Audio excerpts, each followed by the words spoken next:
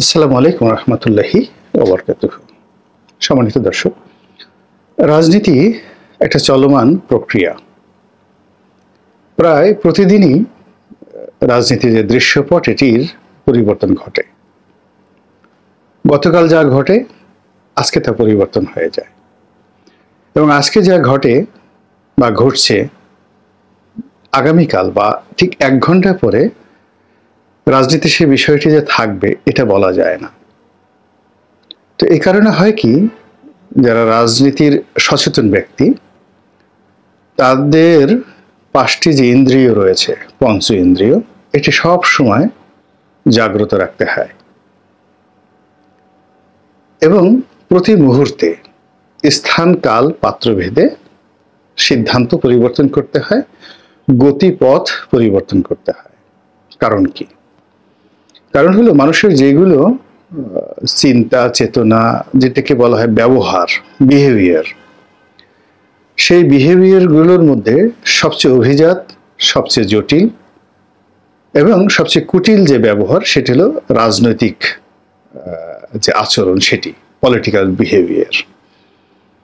তা আমাদের দেশে এখন শেখ হাসিনার যে পতন হলো সেটি হলো তিনি কতগুলো বিষয়ে একেবারে খুবই কঠোর অবস্থানে ছিলেন। মানে পূর্ব দিকের যে চাঁদ বা সূর্য যেটা উদিত হয়, সেটি যদি পশ্চিম দিকেও নিয়ে যাওয়া হয় তবুও তিনি তার সিদ্ধান্ত পরিবর্তন করতে রাজি ছিলেন না। যে সকল কারণে তার পতন হয়েছে, এবং তিনি জিয়াউর রহমান সাহেব সম্পর্কে, তারেক রহমান সাহেব সম্পর্কে, বেগম জিয়ার সম্পর্কে অত্যন্ত কঠোর ছিলেন। মানুষকে গালাগালি করা, মানুষকে ছোট ভাবা, এসব তার চরিত্রের মধ্যে ছিল না। বিনয়ী হওয়া, তিনি পারিবারিকভাবে ভালো ব্যবহার করতেন অনেকের সঙ্গে, কিন্তু যেটিকে বিনয়ী হওয়া বলা হয়, ভদ্রতা বলা হয়, গ্রেটফুলনেস যেটিকে বলা হয়, কৃতজ্ঞ থাকা, এই বিষয়গুলো তার মধ্যে কম ছিল। ফলে এই স্বাধীন বাংলাদেশে শেখ হাসিনার অবস্থা কি হয়েছে এটা আপনারা খুব ভালো করে জানেন। একইভাবে আগের যে দিনগুলো, যখন হাওয়া ভবন ছিল, হাওয়া ভবনের সঙ্গে খাম্বা ছিল, এবং এই খাম্বার সঙ্গে যারা জড়িত ছিল তাদের যে উদ্যত আচরণ, লোভ, লালসা, কামনা বাসনা জনাব তারেক রহমানকে কি পরিমাণ বিপদে ফেলেছে, বেগম খালেদা জিয়াকে কি পরিমাণ বিপদে ফেলেছে, এবং বিএনপিকে কি পরিমাণ বিপদে ফেলেছে, এটি বিএনপি ক্ষমতা হারানোর পর থেকে আজ অবধি হাড়ে হাড়ে টের পাচ্ছে। এবং বিএনপির মধ্যে যে একটি মন্দ চক্র আছে, দুর্নীতিবাদ চক্র আছে, তারা আগস্ট মাসের 5 তারিখ থেকে আজকের দিন পর্যন্ত যে যার মতো করে একেবারে হরিলুট করার যে মহোৎসবে তারা মেতে উঠেছেন। তার ফলে এই দলটি আগামী দিনগুলোতে যে কি বিপদে পড়বে সেই বিষয় নিয়ে কথা বলতে যাচ্ছি।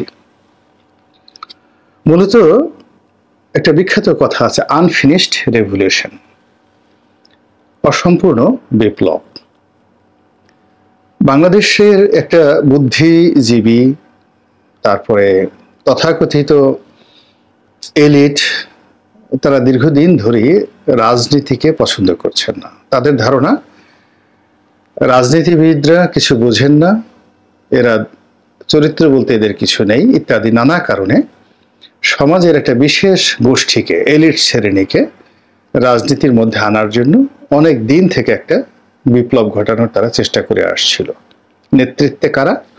প্রথম আলো, ডেইলি স্টার, মাহফুজা আনাম, মতিউর রহমান, এবং এদেরই নেতা হিসেবে ১/১১ সেই সময়টিতে মঈনুদ্দিন ফখরুদ্দিনের উপরেও ছিলেন ডক্টর মোহাম্মদ ইউনূস। তো সেই বিএনপির পতনের পর ১/১১ যে প্রেক্ষাপট, সেই প্রেক্ষাপটটি আসলে বাস্তবায়ন করা যায়নি। তারা পরাজিত হয়েছে, ফলে সেটি আনফিনিশড, অসম্পূর্ণ অবস্থায় রয়ে গেছে। কোন আওয়ামী লীগ সর্বোচ্চ চেষ্টা করেছে এবং বিএনপিও সর্বোচ্চ চেষ্টা করেছে সেই ১/১১ যারা কুশীলব তাদেরকে রাজনৈতিকভাবে অর্থনৈতিকভাবে, সামাজিকভাবে বয়কট করার জন্য, দমন পীড়ন করার জন্য কিন্তু ব্যর্থ। এবং এখন যে অবস্থা তৈরি হয়েছে তাতে ১/১১-এর একটা লেটেস্ট ভার্সন, এটাকে আপনি স্মার্ট ভার্সন বলতে পারেন, ডিজিটাল ভার্সন বলতে পারেন, হঠাৎ করে চলে এসেছে। এবং এর ফলে কি হলো, ২০০৬ সনে বিএনপি যে বিপদে পড়েছিল তার চেয়ে অন্তত ১০০ গুণ বিপদে এই মুহূর্তে আওয়ামী লীগ পড়েছে। আর আওয়ামী লীগ যেহেতু ৫ বছরের পরিবর্তে ১৫ বছর ক্ষমতায় থেকেছে, এর মধ্যে টানা ৩টি নির্বাচন অবৈধভাবে করে পুরো মানুষের মনকে বিষিয়ে দিয়েছে। ফলে আওয়ামী লীগ নামটি এখন অভিশাপ, বিরক্ত, এবং এটিকে নিয়ে আর এখন মার্কেটিং করা যাচ্ছে না, কোনো অবস্থাতে এটিকে নিয়ে আগানো যাচ্ছে না। এই নাম উচ্চারণ করে বাংলাদেশে যদি কোনো পবিত্র জায়গায় যাওয়া হয়, কেউ যায়, সঙ্গে সঙ্গে সেটি অপবিত্র হয়ে যায়। এই দলের মানুষ যদি এখন মক্কা মদিনা সফরে যান, তাওয়াফ করেন, এবং তাদের যারা বিরোধী পক্ষ তারা যদি কাবা শরীফে এই লোকদেরকে তাওয়াফ করতে দেখে, মেজাজ কয়জনের ঠিক থাকবে আমি বলতে পারি না।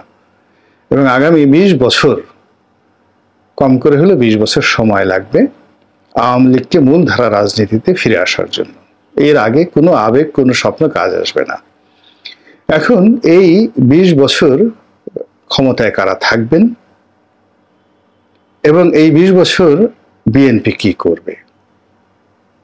রাজনীতিতে আওয়ামী লীগের বিদায় নেওয়ার ফলে যে ভ্যাকুয়াম তৈরি হয়েছে এবং বিএনপিকে নির্বিষ করার মাধ্যমে আওয়ামী লীগ যে শূন্যতা তৈরি করেছিল, সেই শূন্যতার ফলে এখন যারা ১/১১-র আগে যারা ব্যর্থ হয়েছিল তারা নতুন করে স্বপ্ন দেখার চেষ্টা করছে।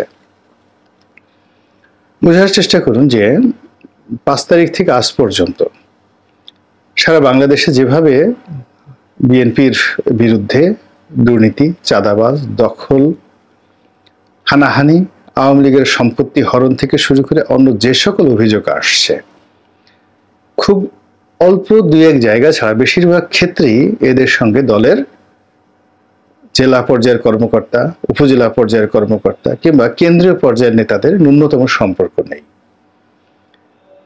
তো এটি কিন্তু সাধারণ জনগণ কিছুতেই মানতে নারাজ। তাদের বক্তব্য হলো যে এই অপকর্মগুলো যা হচ্ছে সেগুলো বিএনপি করছে এবং বিএনপির এটাই চরিত্র। ক্ষমতা পায়নি, কোনো কিছু পায়নি, এর মধ্যে যদি এখন তারা এমন করে তাহলে আগামী দিনগুলোতে তারা যদি ক্ষমতায় আসে তাহলে তারা এই জাতির উপর কিভাবে চেপে বসবে এবং এই